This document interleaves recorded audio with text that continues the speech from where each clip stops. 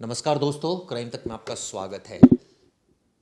कभी डीआईजी भुल्लर, कभी justice Yashwant Verma, corruption के केसेस में ना तो कमी आ रही और ना ही अधिकारी घूस लेते हुए शर्मा रहे हैं।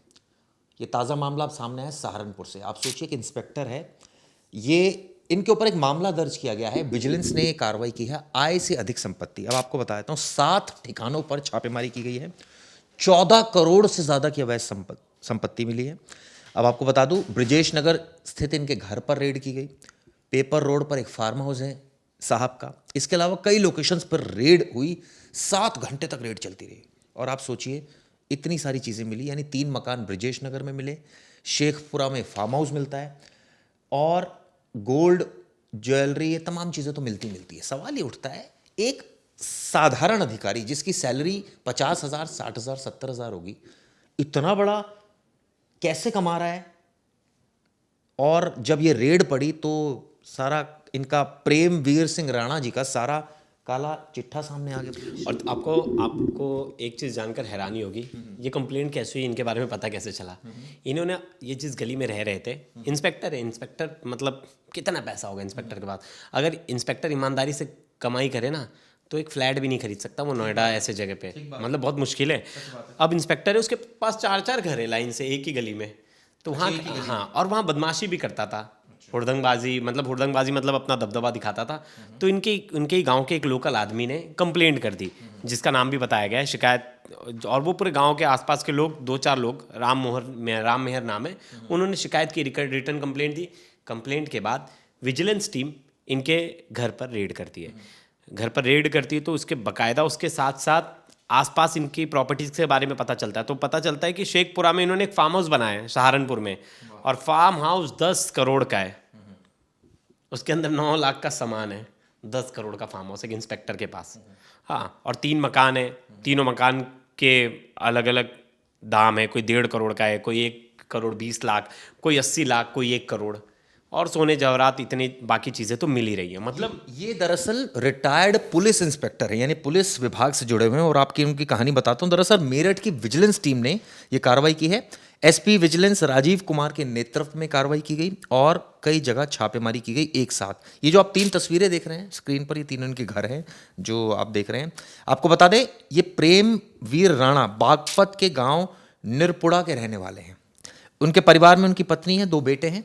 एक बेटा डॉक्टर है, दूसरी जो बेटा है, 2 बेटे हैं सॉरी, और दूसरा बेटा इंडियन आर्मी में है। आप सोचिए, वो सीबीसीआईडी में थे। लखनऊ में निरीक्षक यानी इंस्पेक्टर के पद पर तैनात थे और 2024 में रिटायर भी हो गए थे। रिटायर के बाद इनके कारनामे सामने आए थे। हाँ, एक स्कॉर्पियो कार, एक डिज़ायर कार और बाइक भी बरामद हुई है। उसके अलावा आप देखना पड़ेगा ये पोस्टेड कहाँ थे। ये मेरठ, शामली और नोएडा सहित पश्चिमी यूपी के कई कई जगह। तो लेकिन ये जो, हाँ, मेरठ, नोएडा, ये सब बोला जाता है पुलिस वाले यहाँ पोस्टेड है तो अर्निंग अच्छी है।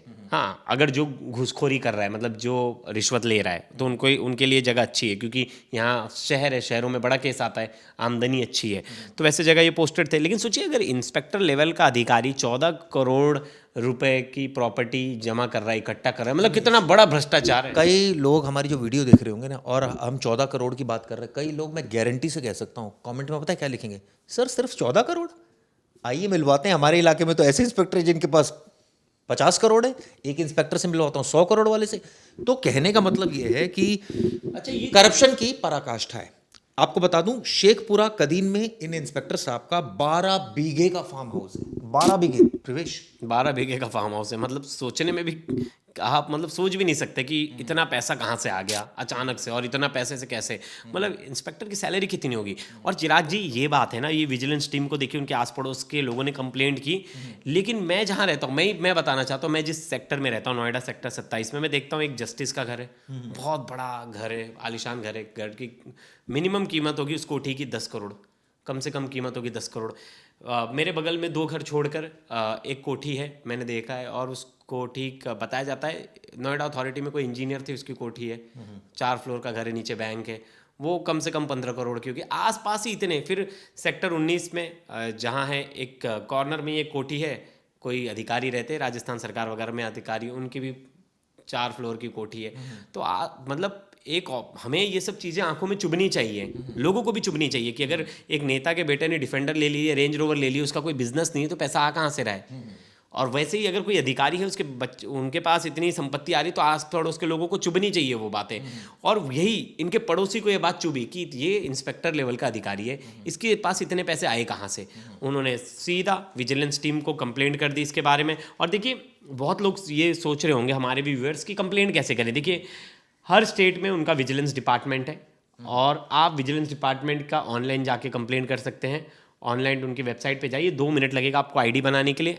आपका नंबर, मोबाइल नंबर, आपका पैन कार्ड, आधार कार्ड नंबर डालिए, बाकी डिटेल्स भरिए और कंप्लेंट आप भेज दीजिए। आप रिटर्न कंप्लेंट भी दे सकते हैं पोस्ट के माध्यम से, और मेल करके सबसे ईजी है कि मेल का। सवाल ये उठता है ना, जो लोग जिस इलाके में रहते हैं उनको वहाँ के विजिलेंस डिपार्टमेंट का कैसे पता चलेगा? देखिए, सिंपल है, आपको ज़रूरी नहीं है कि आपको अपने इलाके के विजिलेंस डिपार्टमेंट का पता होना चाहिए। आपको स्टेट विजिलेंस, जो भी स्टेट में है, जिस भी स्टेट में आप हैं, उस स्टेट की विजिलेंस डिपार्टमेंट की वेबसाइट है, टोल फ्री नंबर है, दोनों चीज़ है। आप वेबसाइट पे जाइए, वेबसाइट ओपन कीजिए, उस पर आप अपनी डिटेल्स फिल करिए, लॉगिन कीजिए, और कंप्लेंट, मुझे लगता है ज़्यादा से ज़्यादा 5 मिनट का समय जाता है। और चिराग जी, एक सेंट्रल विजिलेंस टीम भी है, आप उनके वेबसाइट पे जाइए, वहाँ जाके आप कंप्लेंट फाइल कीजिए। वहाँ भी जाकर आपको एक आईडी बनानी है, आईडी बनाकर आप कंप्लेंट फाइल कर सकते हैं। बहुत बड़ा टास्क नहीं है।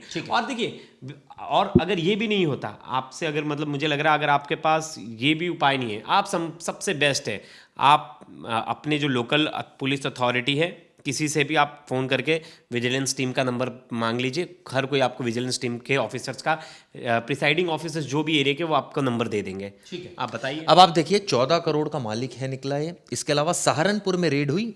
रेड किसने की? रेड की है जी, आप सोचिए, विजिलेंस टीम ने। और जो विजिलेंस टीम थी वो थी मेरठ की विजिलेंस टीम। मेरठ की टीम गई सहारनपुर, और वहां पर इनके कई सारे मकानों का पता चला, फार्म हाउस का पता चला। और ये पोस्टेड, तो जैसे प्रवेश बता रहे थे, पश्चिमी कई जगह पोस्टेड, नोएडा, बहुत सारे। और ऐसा नहीं है चिराग जी, सिर्फ एक मामला है। हमने एमपी का एक मामला से देखा, कर रहे होंगे। हमने एक एमपी का मामला देखा जहाँ एक कांस्टेबल के पास 15 करोड़ से ज़्यादा की संपत्ति थी। फिर हमने अभी रिसेंटली देखा डीआईजी भुल्लर के घर पे कितने पैसे निकले। फिर हमने देखा एक नोएडा के पूर्व सीईओ थे, उनके घर से हीरे जवाहरात निकले थे, उनके घर पे रेड हुआ। तो ऐसे तो कई हैं, और बाकायदा बहुत सारे आपको मिल जाएंगे। लेकिन आपके आस पड़ोस में अगर दोस्तों ऐसी कोई चीज़ आपको दिखाई देती है, तो मुझे लगता है आपको खुद इसके बारे में बताना चाहिए, ना कि ये बोलना चाहिए कि अरे हमारे यहाँ के तो अधिकारी देखो कितने पैसे वाले, कितना बड़ी गाड़ी लेके आ रहे।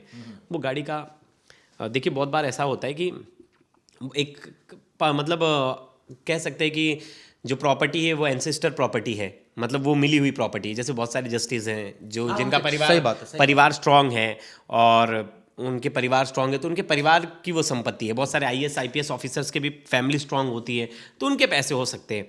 तो हर किसी को हम ऐसा जज नहीं कर सकते। लेकिन आपको लग रहा है कोई अचानक से एक छोटी सी कुटिया में रहता था, अचानक से वो अधिकारी बना और एक बड़े से महल में चला गया, तो ताला हो सकता है।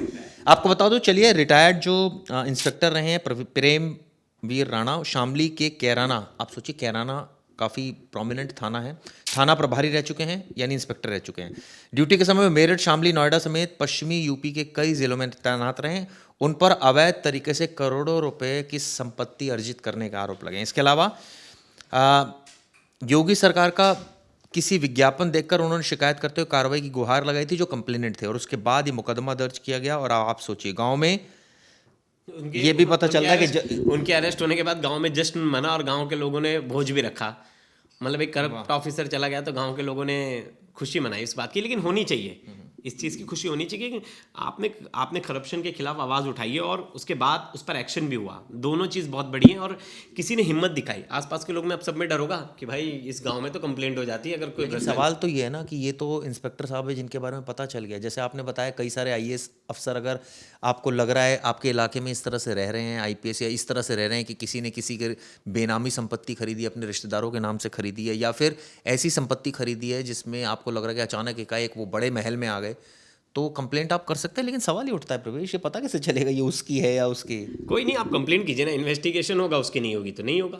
कोई वैसी कोई बड़ी बात थोड़ी ना। अगर आपको लग रहा है मोल ले ले उनसे, दुश्मनी नहीं, आपका नाम भी हाइड करके रखेंगे, जरूरी नहीं। आप अगर चाहोगे तभी आपका नाम बताया जाएगा। आप अगर चाह रहे हो कि आपकी, अगर मान लीजिए मिली भगत हुई वहाँ, तो बता दिया जी आपके इलाके के लोग कंप्लेंट कर रहे हैं। देखिए, थोड़ा तो बड़ा जिगर रखना पड़ेगा। अगर थोड़ी आपको लड़ाई लड़नी है तो थोड़ा तो आपको जिगर रखना पड़ेगा। मुझे याद है यशवंत वर्मा के घर पे जब पैसे मिले थे तो वो खबर कहीं चली नहीं नहीं थी, पहली वीडियो हमने ही बनाई थी, क्योंकि कहीं ना कहीं हर किसी में डर होता है नोटिस आ जाएगा, जस्टिस का मामला है, तो हमने डेयरिंग करके हमें लगा कि नहीं गलत हुआ है तो उसकी रिपोर्टिंग होनी चाहिए। हमने सबसे पहली वीडियो बनाई थी क्राइम तक ने, जिसके बाद वो बहुत बड़ा मुद्दा बन गया था, और इतना बड़ा मुद्दा बन गया कि अब देखिए प्रोसीडिंग चल रही है, आने वाले दिन में हो सकता है ये करप्ट इंस्पेक्टर का अब तो कारनामा सामने है। सवाल उठता है कि इनको गिरफ्तारी कब होगी, इनको जेल कब भेजा जाएगा, ये कब से ऐसा कर रहे थे। ये तो वो प्रॉपर्टी है जो इनके नाम पर है, बेनामी हो सकता है, अभी भी कई सारी हो।